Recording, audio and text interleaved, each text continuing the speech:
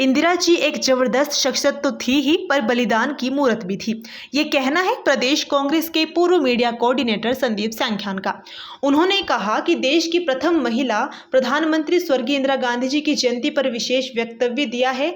उन्होंने कहा कि इंदिरा जी संघर्ष के मार्ग पर चलते हुए देश के आंतरिक और विदेशी मामलों पर निर्णायक भूमिका में रही है। संदीप सांख्यान ने कहा कि बिलासपुर में भी 4 बार इंदिरा जी दौरे करके गई थी।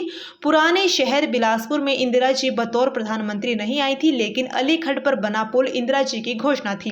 हिमाचल प्रदेश को पूर्ण राज्यत्व का दर्जा भी इंदिरा जी की देन रहा है। उन्होंने कहा कि इंदिरा जी देश का मस्तक पूरे विश्व में हमेशा ऊंचा रखा और निर्गुणता के आधार पर भारतवर्ष को नई दिशा दी। संदीप सांख्यान ने कहा कि इनकी स्कूली शिक्षा शांति निकेतन, विश्व भारती विश्वविद्यालय, सोमवरविल कॉलेज, ऑक्सफोर्ड से हुई और हिंदी और अंग्रेजी भाषा पर अच्छी खासी पकड़ के साथ साथ राजनीति की प्रयोगशाला में बखूबी सही और मार्गदर्शक साबित हुई। उन्होंने कहा कि साल 1964 में राज्यसभा सदस्य बनी स्वर्गीय प्रधानमंत्री लाल बहादुर शास्त्री के मंत्रिमंडल में सूचना और प्रसारण मंत्री रही। स्वर्गीय लाल बहादुर शास्त्री के देहांत के बाद देश की जनप्रिय प्रधानमंत्री बनी। संदीप सांख्यान ने कहा कि साल 1971 के भारत पाक युद्ध में एक निर्णायक जीत व पाक का विभाजन करवाकर बांग्लादेश बनवा दिया था। यही थी इंदिरा जी की कूटनीति। इंदिरा गांधी जी एक ऐसी शख्सियत ही नहीं, मैं उनको ये कहना चाहता हूँ कि वो बलिदान की मूरत भी है। आज उनकी जयंती है और मैं उनकी जयंती पे उनको शत-शत नमन भी करता हूँ।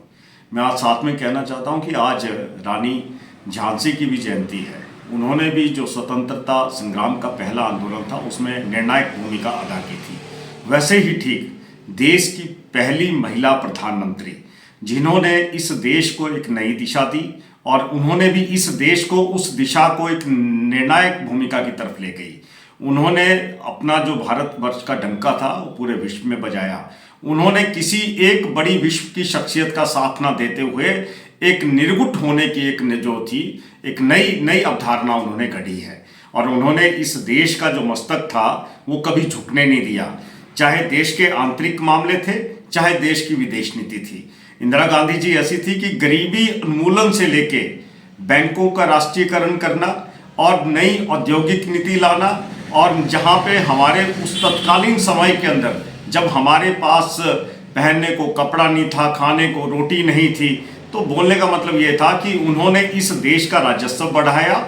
उन्होंने इस देश के अंदर गरीबों की आवाज़ उठाई, गरीबों के लिए आवाज़ भी उठाई और उसके लिए एक निर्णायक भूमिका उन्होंने अदा की।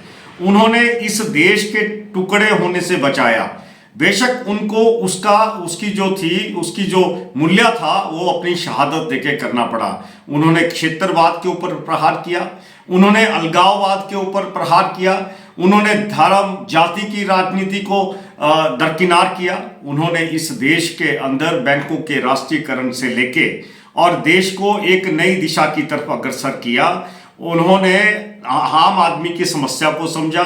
जो 20 पॉइंट प्रोग्राम 20 सूत्रीय कार्यक्रम उन्होंने चलाया, जो हमारी रोलिंग प्लान्स थी, हमारी पंचवर्षीय योजनाएं थी, स्टेप बाय स्टेप उन योजनाओं को आगे बढ़ाया। उन्होंने अकेली इंदिरा गांधी एक ऐसी थी जिन्होंने पाकिस्तान के 2 टुकड़े कर दिए और 2 टुकड़े करने के बाद आज बांग्लादेश को उन्होंने बनाया। ये बांग्लादेश इंदिरा गांधी जी का किया हुआ सृजन है, मैं ये कहता हूं। लेकिन उन्होंने आज जो प्रहार पाकिस्तान के ऊपर किया था, आज भी वो पाकिस्तान के सीने के अंदर वो झलकता है कि उन्होंने पाकिस्तान को विभाजित किया, उसका विघटन कर दिया। आज बांग्लादेश जो है वो इसी वजह से था, इंदिरा गांधी पहली थी और उन्होंने देश का पहला परमाणु परीक्षण जो है वो इंदिरा गांधी ने किया। वो मैं ये कहता हूं कि जिस तरह से, और साथ में इंदिरा गांधी जी के अंदर और भी खासियतें थी। वो विपक्ष को भी साथ लेके चलती थी, विपक्ष के नेताओं से भी मशवरा करती थी ताकि जो देश का जनसाधारण है, देश का नागरिक है, उसकी समस्याएं क्या हैं उनका आकलन किया जा सके और उन समस्याओं से लड़ते हुए विदेशों के ऊपर प्रहार करना उनकी नीति का हिस्सा था। और जिस तरह से उन्होंने इस देश को आगे लेके जाने की बात करी थी, वो आज उसके परिणाम जो हैं वो आज भी सामने देखने को मिलते हैं। मैं आज भी उनको कोटि कोटि प्रणाम करता हूं, उनको शत शत नमन करता हूं, है ना, उनको श्रद्धांजलि अर्पित करता हूं।